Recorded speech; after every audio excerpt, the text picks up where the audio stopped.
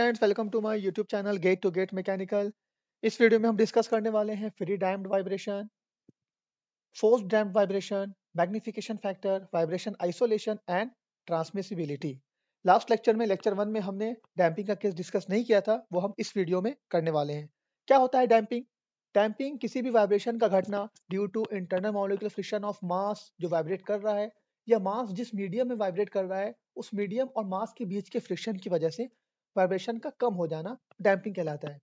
Generally vibration एक desirable चीज नहीं है। हम वाइब्रेशन को कम करने के लिए हम डैम्पर्स या डैशपॉट का यूज करते हैं एक्सटर्नली वाइब्रेशन को ये कम करने के लिए।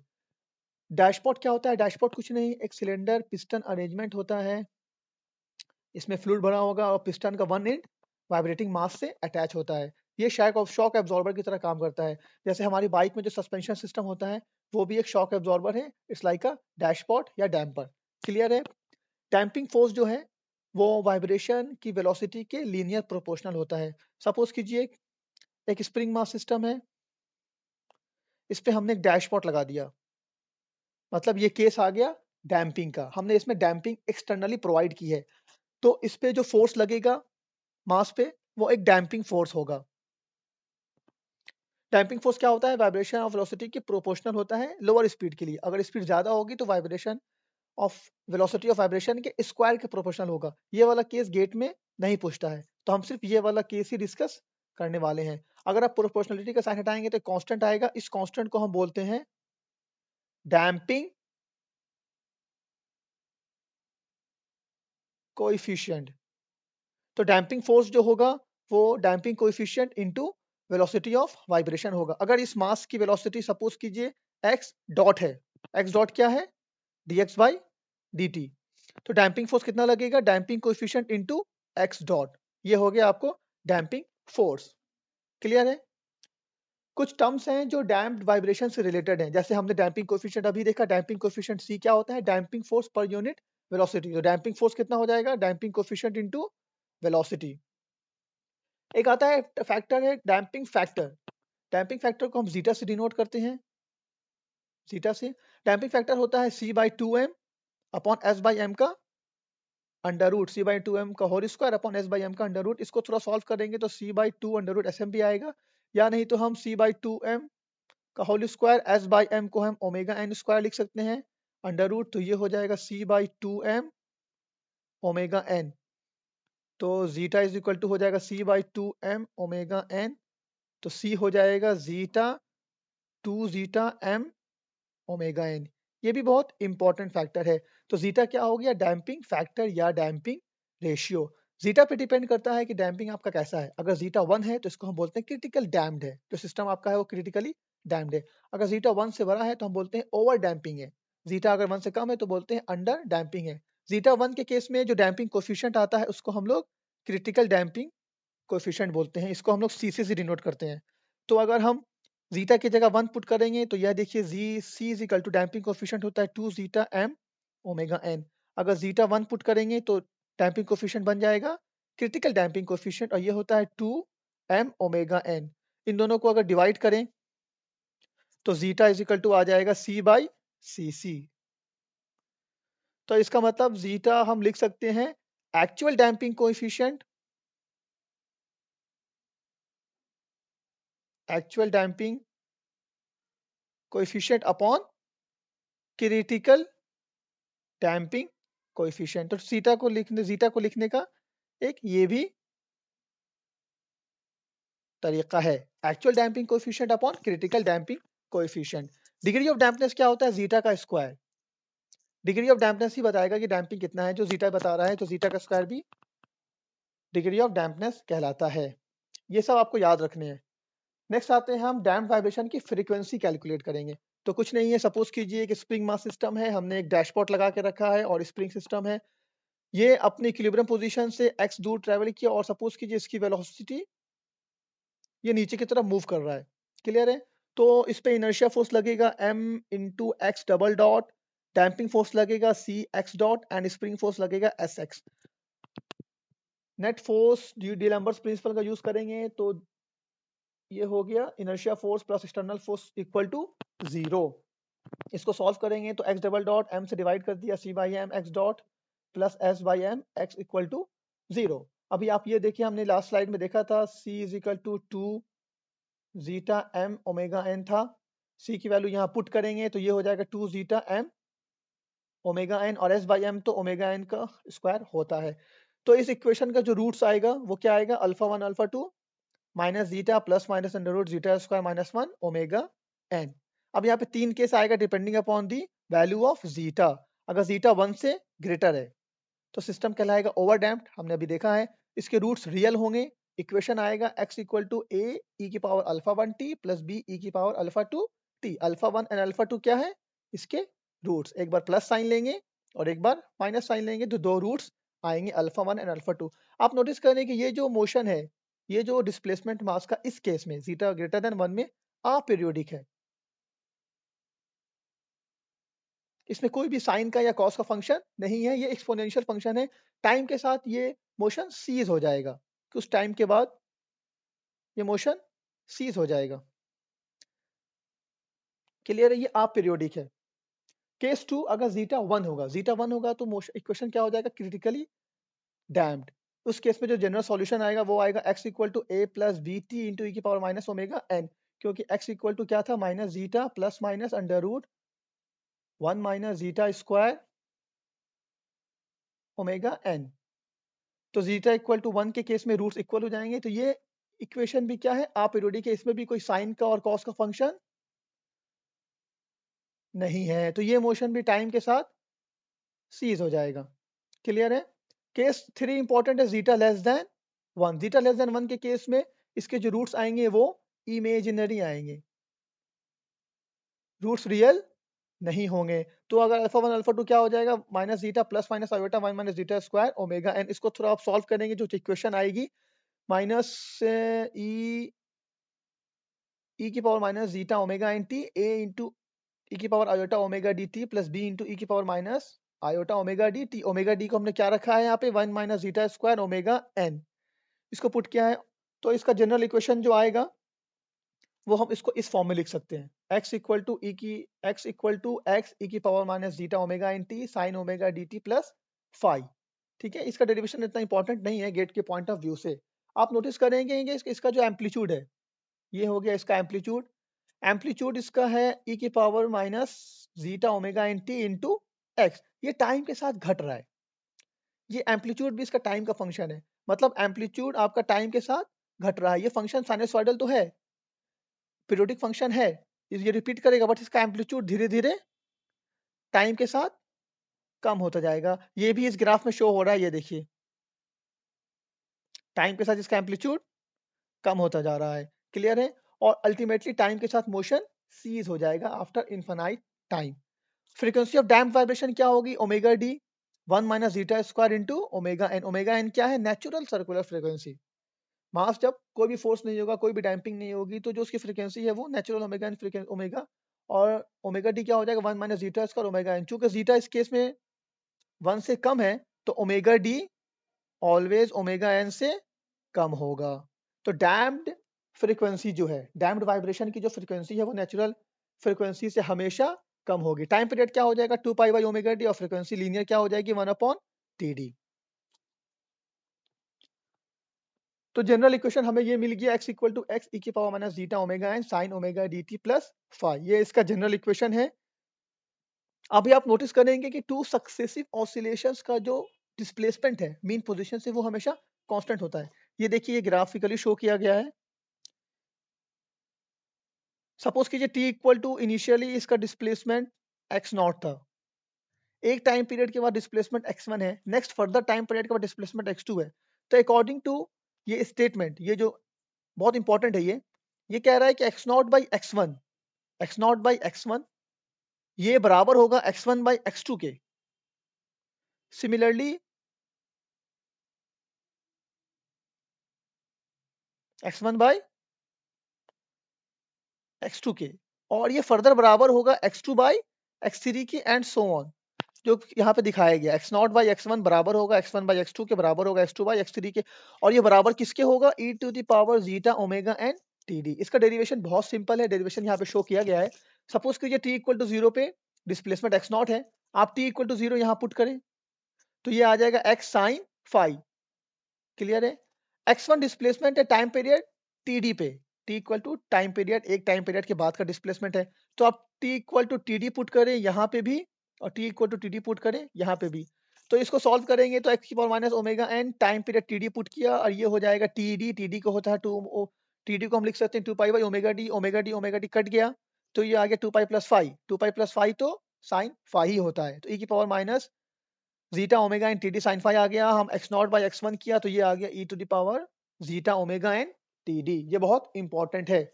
और तो हम ये देखेंगे कि एक्स एन और बटा x n plus one general term में अगर लिखें तो ई की power zeta omega N T d होता है। ये रेशियो हमेशा फिक्स रहेगा, कांस्टेंट रहेगा।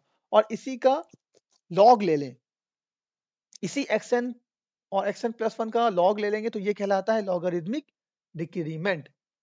क्लियर है? तो लॉगरिदमिक डिक्रीमेंट क्या हो गया? log of ratio of successive displacement of body from mean position of successive oscillation। Clear है? इसको थोड़ा सा सॉल्व करेंगे तो ये हो गया e to the power zeta omega n t d, तो ये हो गया zeta omega n t d, time period को हम 2 पाई बाई ओमेगा डी लिख दिया, ओमेगा डी को हमने 1 minus zeta square omega n लिख दिया, ओमेगा एन कट गया तो 2 pi zeta 1 minus zeta square आ गया। ये बहुत इंपॉर्टेंट है, ये याद रखना है। तो लॉगरिदमिक डिक्रीमेंट क्या हो गया? 2 pi zeta 1 minus zeta square का अंडर रूट। बहुत इंपॉर्टेंट फॉर्मूला है, इसको याद रखना है। चलिए क्वेश्चन सॉल्व करते हैं। In a single degree damped vibrating system, a suspended mass 8 kg makes 30 oscillations in 18 seconds. The amplitude decreases to 0.25 of the initial value after 5 oscillations. Determine stiffness of the spring, logarithmic decrement, damping factor and damping coefficient. Clear है question? मास दिया हुआ है 8 kg, 18 seconds में 30 oscillations कर रहा है, तो 1 second में कितना ऑसिलेशंस करेगा? 30 बाई 18। यही आपकी क्या हो जाएगी? Linear frequency. ये आ जाएगा 1.67 हर्ट्ज। फ्रीक्वेंसी पता चल गई लीनियर, तो हम सर्कुलर फ्रीक्वेंसी निकाल लेंगे। ये होगा 2 पाई लीनियर फ्रीक्वेंसी, तो 2 पाई इंटू 1.67 ये आ जाएगा आपको सॉल्व करने पे 10.47 रेडियन पर सेकेंड। क्लियर है? तो ओमेगा एन आ गया 10.47 रेडियन पर सेकेंड। पहला वाला क्वेश्चन देख लेते हैं। स्टिफनेस, तो हमको पता है ओमेगा एन क्या होता है? Under root S by M. तो omega N 10.47 is equal to S कितना दिया हुआ है नहीं पता है, मास 8 kg। यहाँ से आप सॉल्व करेंगे तो एस कितना आ जाएगा? 877 न्यूटन पर मीटर। पहला क्वेश्चन सॉल्व हो गया। अब सेकंड के लिए देखते हैं। Amplitude decreases to 0.25 of initial value. अगर इनिशियल एम्पलीट्यूड सपोज कीजिए x नॉट है, इसका 0.25 टाइम्स हो गया है x5 आफ्टर 5 ऑसिलेशंस। तो यहाँ से आप देखें x नॉट बाई x5 कितना हो गया? 4। इसको हम ऐसा भी लिख सकते हैं x not by x1 into x1 by x2 into x2 by x3 into x4 by x5, sorry into x3 by x4 into x4 by x5। ये कितना है? 4। अभी आप देखें x1 कट जाएगा, x2 कट जाएगा, x3 कट जाएगा, x4 cut जाएगा, तो x नॉट बाई x1 ही बचने वाला है। ठीक है? अभी हमको पता है कि ये रेशियो ये सब आपस में क्या होता है? कांस्टेंट। तो हम इसको ऐसा लिख सकते हैं x नॉट बाई x1 की पावर 1 2 3 4 5 पावर 5 बराबर 4। तो x नॉट बाई x1 कितना हो गया? 4 की पावर 1 बाई 5। ये आ गया आपको 1.32। तो लॉगरिथमिक डिक्रीमेंट क्या होता है? Log of x not by x1, तो ln 1.32 ये कितना आ जाएगा? 0.278। तो लॉगरिथमिक डिक्रीमेंट हो गया 0.278। क्लियर है? नेक्स्ट क्वेश्चन की तरफ आते हैं। Damping factor. अभी हमको ये भी पता है कि लॉगरिथमिक डिक्रीमेंट ये भी होता है 2 pi upon 1 minus 2 pi zeta upon 1 minus zeta square का अंडर रूट। यहाँ से हम लॉगरिथमिक डिक्रीमेंट हमको 0.278 हमने निकाला है और 2 pi zeta 1 minus zeta square, यहाँ से सॉल्व करेंगे तो जीटा आ जाएगा 0.0442। क्लियर है। नेक्स्ट पूछ रहा है डैम्पिंग कोएफिशिएंट, तो हमें यह भी पता है zeta is equal to c by 2m का whole square upon s by m under root. इसको हम ऐसा लिख सकते हैं zeta is equal to c by 2m omega n। तो c विल भी हो जाएगा 2 जीटा m ओमेगा n। तो 2 into 0.0442 into mass 8 kg, 2 zeta m और ओमेगा n हमने निकाल लिया था 10.47।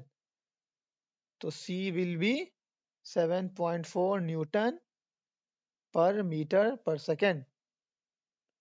क्लियर है। गेट में ऐसे ही क्वेश्चन पूछते हैं। नेक्स्ट एक क्वेश्चन और है, in a single degree of freedom mass spring viscous damper system. Clear है। सिंगल डिग्री ऑफ फ्रीडम, ये नोट कीजिए। मास m है, स्प्रिंग कांस्टेंट k है, तो मास m स्प्रिंग कांस्टेंट जो हम s से लिखते हैं वो k है, एंड विस्कस डैम्पिंग कोएफिशिएंट जो हमने c बोला था वो यहाँ पे q दिया हुआ है, इस क्रिटिकली डैम्प्ड का मतलब है कि zeta equal to 1। The correct relation among m k and q is, okay solve करते हैं। Zeta is equal to c by 2m का whole square upon s by m, ये हमने पढ़ा है। जीटा 1 है, c की जगह पे हम q लिखेंगे बाई 2m, s की जगह पे k लिखेंगे बाई m इसका स्क्वायर और अंडर रूट। तो q by 2m is equal to k by m का अंडर रूट। तो q is equal to k by m into 2m, k by m का रूट सॉरी इंटू 2m, तो यहाँ से आ जाएगा। क्लियर है। यहाँ से आ जाएगा 2km under root. The correct option will be 2। Clear है। नेक्स्ट आगे बढ़ते हैं।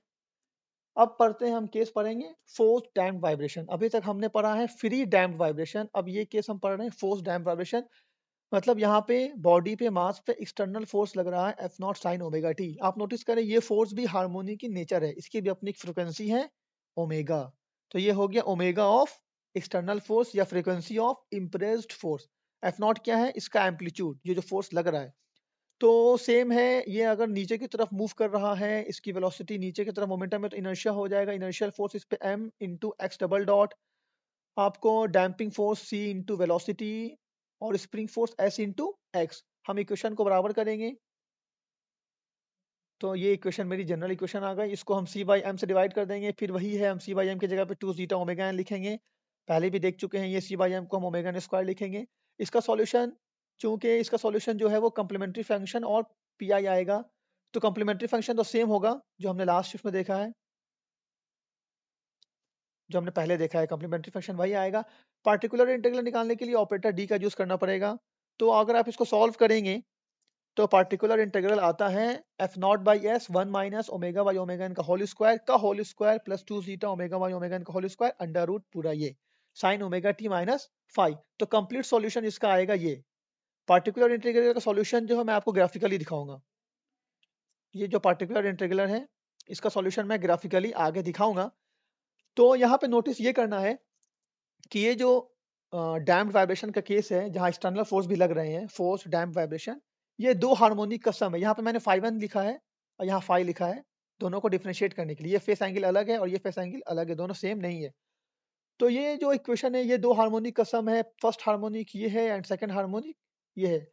तो ये फर्स्ट हार्मोनिक तो सेम है जो फ्री वाला केस था, ये second harmonic due to external force आया है। अभी आप नोटिस करें कि इनफाइनाइट टाइम के बाद at t equal to infinity, ये वाला टर्म क्या हो जाएगा, zero. T equal to infinity पे ये टर्म जीरो हो जाएगा। तो मतलब steady state t equal to infinity पे जो x आएगा वो f not by s under root 1 minus omega by omega N का होल स्क्वायर का whole square plus 2 zeta omega by omega N का होल स्क्वायर अंडर रूट। तो इसको हम इस एम्पलीट्यूड को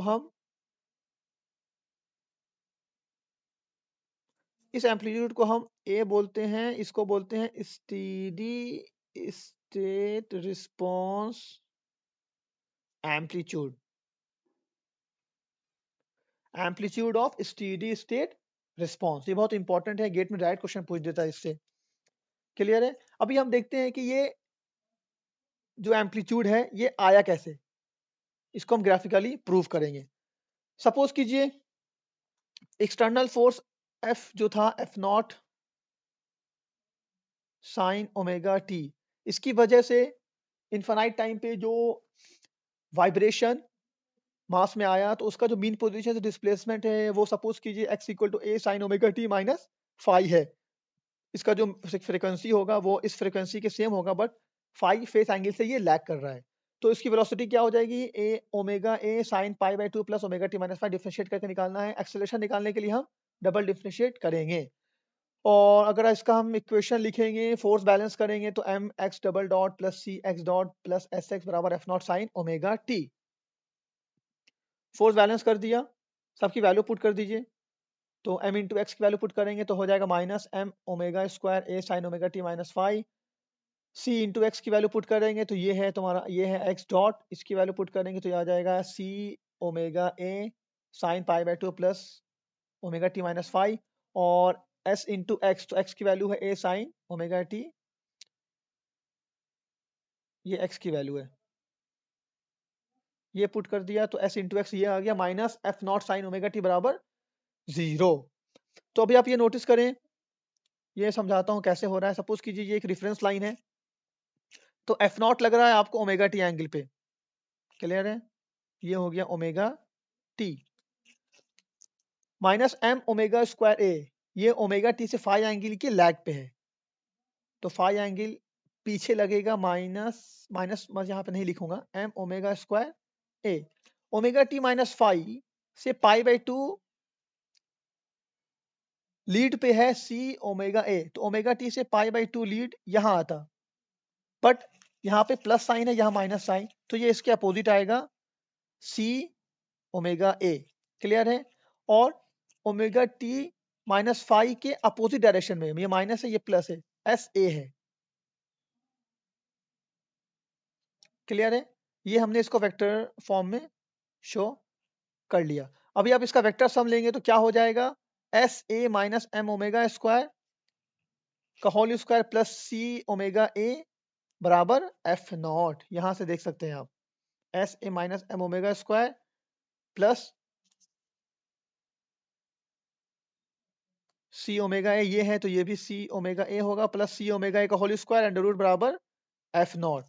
क्लियर है? तो ए कॉमन लेंगे तो ये आ जाएगा F naught S minus M omega square plus C omega square. यहाँ से एस कॉमन ले लेंगे तो F not by S A one minus omega square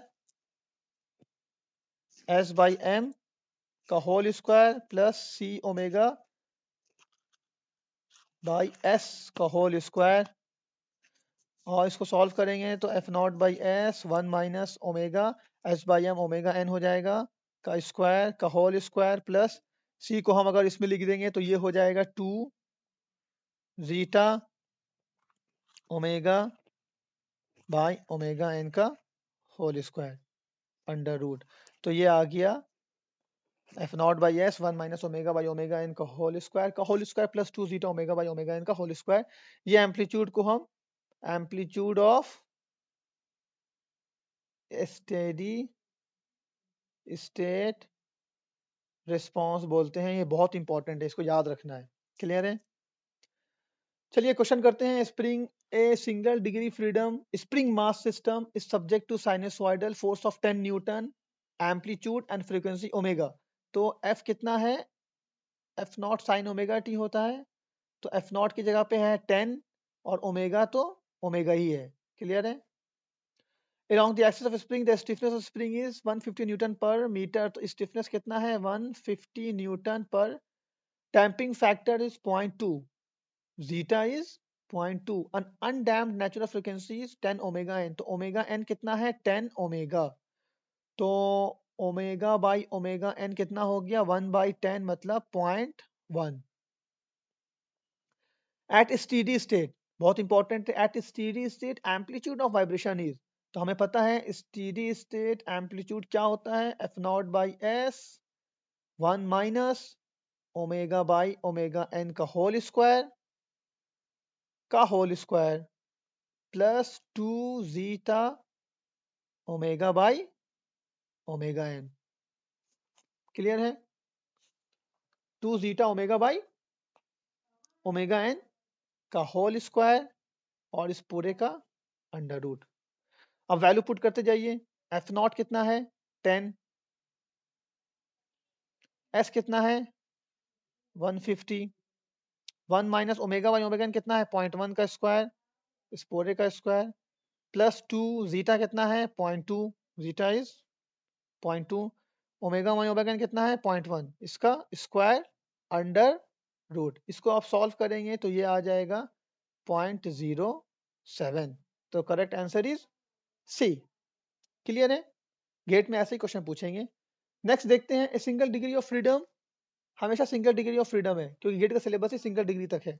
spring mass system, viscous damping, has a spring constant of 10 kilonewton per meter. The system is excited by a sinusoidal force of amplitude 100 Newton. If damping factor is 0.25, amplitude of steady state oscillation at resonance is clear है? तो अभी आप देखिए spring constant कितना दिया हुआ है 10 kilo newton per metre. Clear है? System is excited by a sinusoidal force of amplitude 10, तो F is equal to F not sine omega t होता है, तो F nought is 100, damping factor 0.25, zeta 0.25, amplitude of steady response at resonance, so at resonance omega will be omega n। Clear है? तो amplitude of resonance as resonance क्या हो जाएगा F not by S 1 minus omega by omega N का whole square का square plus 2 zeta omega by omega N का whole square और इस पूरे का अंडर रूट। रेजोनेंस पे ओमेगा बराबर ओमेगा एन है, उसको पुट कर दीजिए तो ये आ जाएगा एफ नॉट बाई एस, ये 0 हो जाएगा 2 जीटा, तो F not by S 2 S into zeta. F not की वैल्यू कितनी है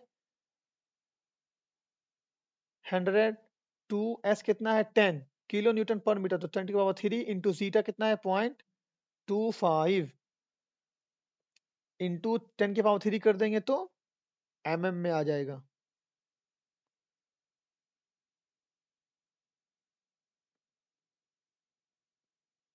तो कितना आ गया 4 5 20 तो करेक्ट आंसर इज 20 नेक्स्ट बढ़ते हैं, मैग्निफिकेशन फैक्टर। मैग्निफिकेशन फैक्टर क्या होता है? Ratio of amplitude of steady state response to static deflection under force s. Static deflection under force f क्या होगा एफ नॉट बाई एस, इन दोनों का रेशियो क्या है मैग्निफिकेशन फैक्टर। तो स्टेडी स्टेट का एम्पलीट्यूड क्या था f not by S 1 minus omega by omega N का होल स्क्वायर का square plus 2 zeta omega by omega N का स्क्वायर अंडर रूट।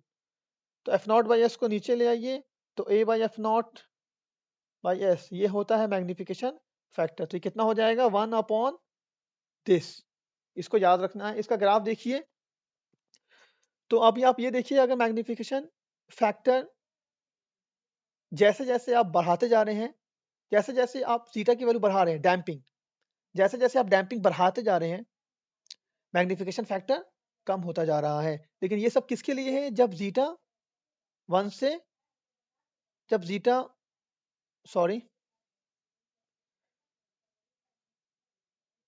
जब zeta is greater less than 1 है। ये सारा के जीटा 1 से कम के लिए है। जीटा 1 से कम के केस में क्या होगा, जीटा की वैल्यू जैसे जैसे बढ़ाते जाएंगे डैम्पिंग जितनी बढ़ाते जाएंगे मैग्निफिकेशन फैक्टर कम हो जाएगा। लेकिन एक बार जीटा अगर 1 हुआ या 1 से ग्रेटर हुआ तो मैग्निफिकेशन फैक्टर हमेशा 1 से कम ही मिलेगा किसी भी केस में। आप ओमेगा 1 ओमेगा की वैल्यू कुछ भी लीजिए, तो तो जीटा अगर 1 हुआ या 1 से ग्रेटर हुआ तो magnification factor is always less than 1 for any value of ratio of omega by omega N. Clear है? अगर जीटा इक्वल टू 0 है तो ओमेगा बाई ओमेगा एन 1 पे, मतलब रेजोनेंस पे मैग्निफिकेशन फैक्टर इंफिनिटी हो जाएगा। क्लियर है? एक क्वेश्चन करते हैं। In a single degree of freedom spring mass system, single degree of freedom है, स्प्रिंग मास सिस्टम है, subject to harmonic force of constant amplitude. ये हार्मोनिक फोर्स इस पे लग रहा है, एम्पलीट्यूड इसका एफ है, सॉरी एफ नॉट है। For excitation frequency of 3k by m, the ratio of amplitude of steady response to static deflection of the spring is ratio of amplitude of steady state response to static deflection of spring। यही होता है magnification factor. इस case में आपको देखिए omega कितना दिया हुआ है, एक्साइटेशन फ्रीक्वेंसी, ये है √3k/m। ओमेगा नेचुरल कितना होता है, √k/m। k क्या है, स्प्रिंग कांस्टेंट। तो ओमेगा बाई ओमेगा एन कितना हो जाएगा, √3। दोनों को डिवाइड करके निकाल लेंगे।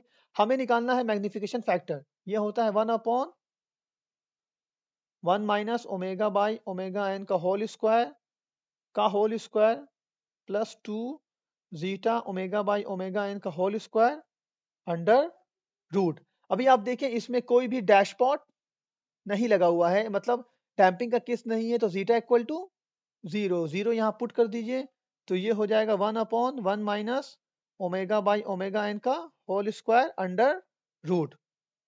ये वाला टर्म क्या हो जाएगा, 0। तो ओमेगा बाई ओमेगा एन कितना है, √3 का स्क्वायर अंडर रूट, तो कितना आ जाएगा 1 माइनस 3 अंडर रूट। क्लियर है? इट विल बी का होल स्क्वायर, तो 1 by,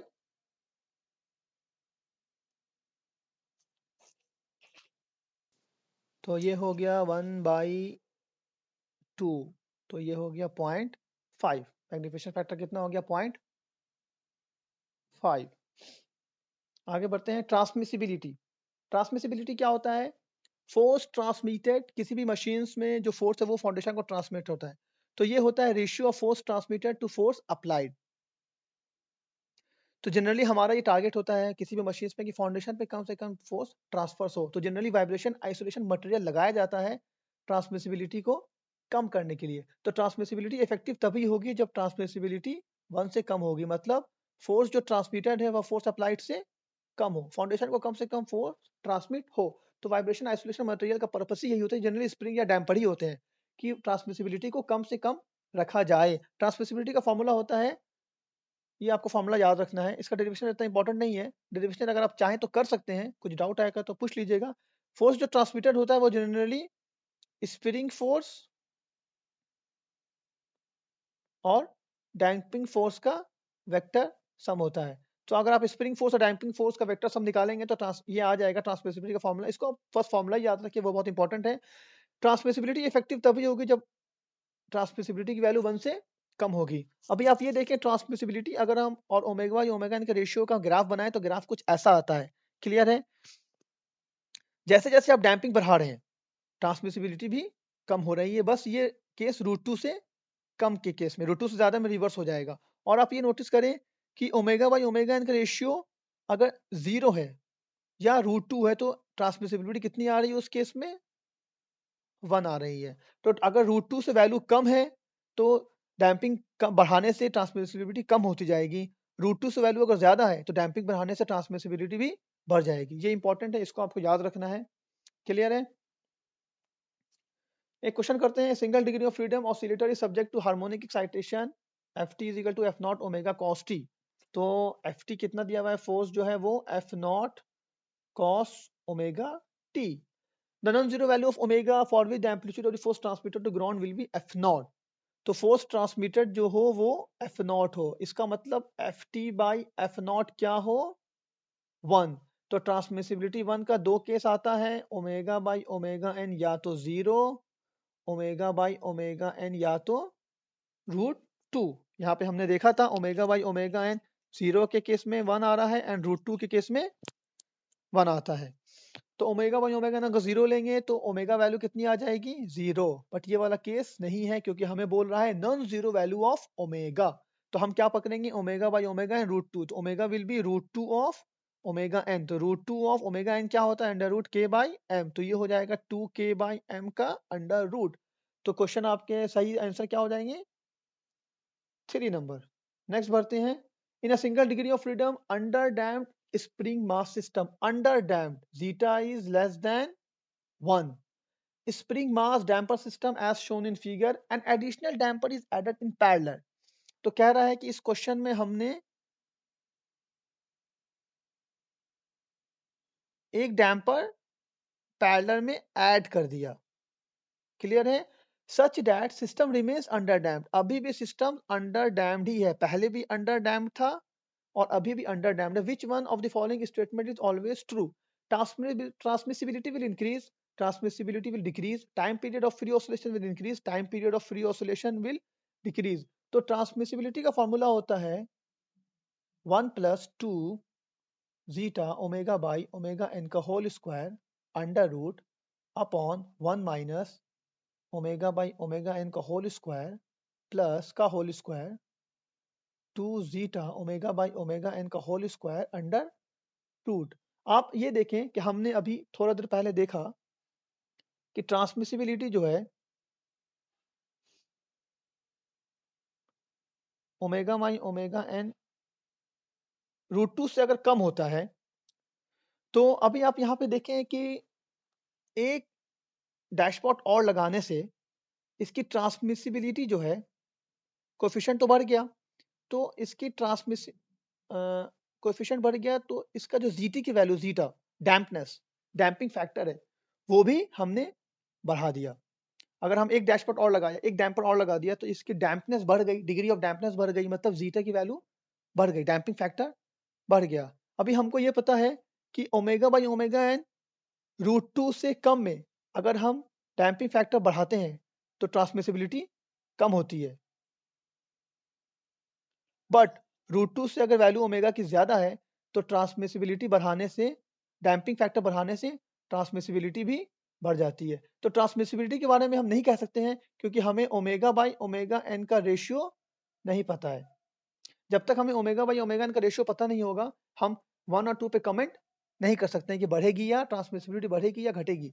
time period of free oscillation क्या होता है? Time period of free oscillation होता है 1 माइनस जीटा स्क्वायर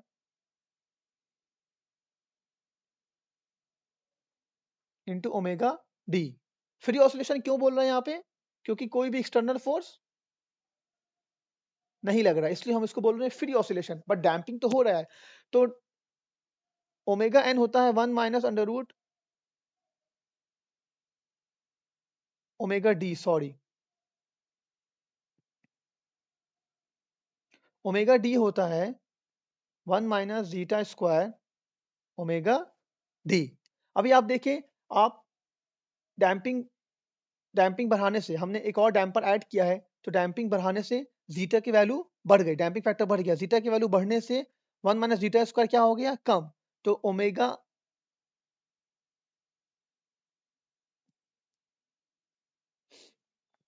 डी क्या हो गया? कम हो गया। तो टाइम पीरियड क्या होता है? 2 pi by omega D. Omega D कम हो गया तो टाइम पीरियड क्या हो गया? बढ़ गया। तो करेक्ट आंसर क्या है? Time period will increase. Clear है। तो आज के लेक्चर में बस इतना ही। अब एक लेक्चर और हम बनाएंगे, लेक्चर 3, जो वाइब्रेशन के बचे हुए टॉपिक है उसको कवर करने के लिए। तो thank you for watching video. इसको लाइक कर दें, सब्सक्राइब कर दें, और कोई भी डाउट है तो आप मेरे इंस्टाग्राम पे डीएम कर सकते हैं या व्हाट्सएप पे भी डीएम करके डाउट क्लियर कर सकते हैं। Thank you for watching the video.